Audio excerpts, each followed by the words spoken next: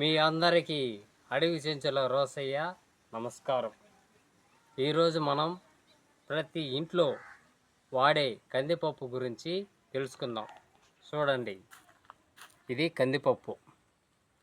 దీన్ని ప్రతిరోజు కందిపప్పు సాంబార్ కానీ లేదా సారు చేసుకొని కూడా తింటూ ఉంటాం. కానీ కందిపప్పులో ఉండే ఔషధ గుణాలు అనేది చాలామందికి తెలియదు. ఆయుర్వేదంలో కందిపప్పుని ఏమంటారో తెలిసిన బలవర్ధక ఆహారంగా పరిగణిస్తారు. ఈ వీడియోను చివరి వరకు చూడండి.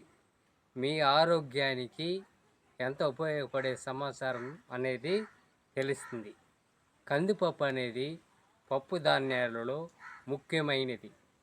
ఇందులో ప్రోటీన్స్ ఉంటాయి, ఫైబర్ ఉంటుంది, ఐరన్ ఉంటుంది, కాల్షియం ఉంటుంది, పొటాషియం ఉంటుంది, మరియు విటమిన్ బి అనేది కూడా ఈ కందిపప్పులో ఉండటం అనేది జరుగుతుంది.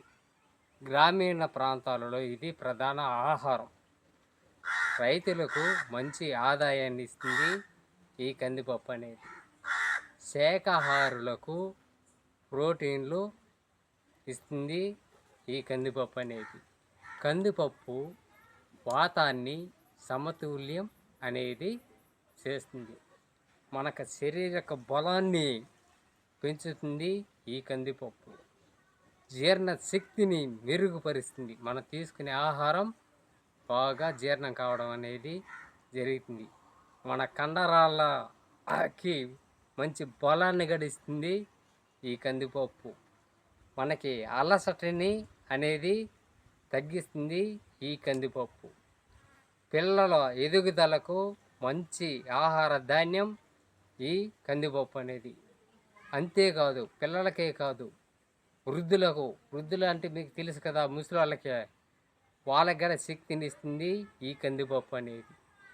ఒక్కరోజు గిన్నె పప్పు తింటే మన శరీరానికి కావాల్సిన పోషకాలు అనేది అందిస్తుంది ఈ కందిపప్పు. నెక్స్ట్, మన గుండె ఆరోగ్యకరంగా కూడా ఉండటం అనేది జరుగుతుంది. ఈ కందిపప్పుని మనం సాంబార్ చేసుకుని తిన్నా లేదా సారు చేసుకుని తాగినా కూడా మన గుండె ఆరోగ్యకరంగా ఉండటం అనేది జరుగుతుంది. చెడు కొలెస్ట్రాల్ను కూడా నియంత్రిస్తుంది ఇది ఈ కందిపప్పు అనేది. మన రక్తనాళాలు శుభ్రం అనేది చేస్తుంది ఈ కందిపప్పు. హార్ట్ అటాక్ను కూడా ప్రమాదాన్ని కూడా తగ్గిస్తుంది ఈ కందిపప్పు. ఉప్పును తగ్గించి నూనెని తగ్గించి పప్పును తింటే మన గుండెకి ఎంతో మంచిది ఈ కందిపప్పుని. మనం తీసుకున్న ఆహారం బాగా జీర్ణం కావడం అనేది జరుగుతుంది. నెక్స్ట్ వచ్చి గ్యాస్ సమస్యలు కూడా తగ్గటం అనేది జరుగుతుంది. ఆమ్ల తత్వం కూడా నియంత్రణలో ఉంటుంది ఈ కందిపప్పును మనం తింటా వస్తే. రక్తహీనతను కూడా నివారణ చేస్తుంది ఈ కందిపప్పు. సరే చూడండి, కందిపప్పుని ముఖ్యంగా ఇది మహిళలకు చాలా మంచిది. ఈ కందిపప్పును మనం తింటా వస్తే అలసట, తల తిరగడం కూడా తగ్గుతుంది. కందిపప్పులో కొద్దిగా నిమ్మరసం కూడా కలిపి తింటే ఇంకా చాలా మంచిది మన ఆరోగ్యానికి. నెక్స్ట్ వచ్చి షుగర్ కూడా నియంత్రణలో ఉంటుంది ఈ కందిపప్పును మనం వాడుతూ వస్తే. డయాబెటీస్ ఉన్నవారికి చాలా మంచిది. మన రక్తంలో షుగర్ మెల్లిగా పెరగడం అనేది కూడా జరుగుతుంది.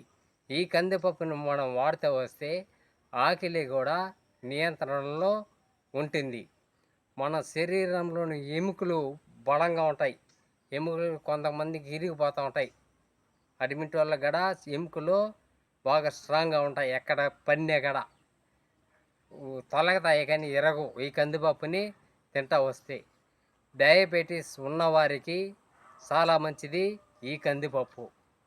నెక్స్ట్ వచ్చి వృద్ధులకి చాలా మంచిది. నెక్స్ట్ వచ్చి రోగ నిరోధక శక్తి అనేది పెంచడం అనేది జరుగుతుంది ఈ కందిపప్పుని తింటా వస్తే. శరీరానికి రక్షణ ఇస్తుంది, శక్తిని కూడా పెంచటం అనేది జరుగుతుంది. జలుబు కానీ జ్వరం కానీ ఉన్నా కూడా ఈ పప్పు సాంబార్ తింటా వస్తే తగ్గడం అనేది జరుగుతుంది. మన శారీరక బరువును కూడా నియంత్రణలో ఉంచుతుంది ఈ కందిపప్పు అనేది. మన శరీరం చురుకుగా పనిచేయడం అనేది జరుగుతుంది. మనకి జ్వరం వచ్చినప్పుడు కందిపప్పును తినడం వలన మనకి శక్తిని ఇస్తుంది ఈ కందిపప్పు. ఈ కందిపప్పు పిండి చేసి మన చర్మానికి పూస్తే మన చర్మం మెల్ల అని మెరుస్తుంది కూడా. ఎక్కువ అట్టనేసి ఈ కందిపప్పుని సాంబార్ని కానీ లేదా సార్ని కానీ ఎక్కువ తీసుకుంటే గ్యాస్ సమస్యలు అనేది కొంతమందికి రావచ్చు.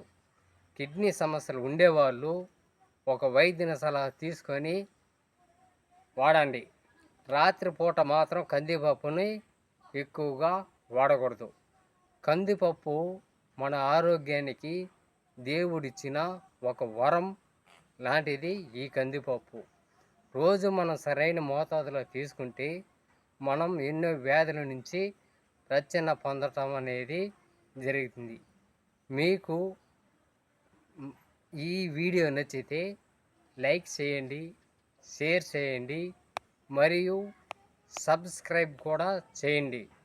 మళ్ళీ మరో మంచి ఆరోగ్యకరమైన వీడియోతో కలుద్దాం. నమస్కారం.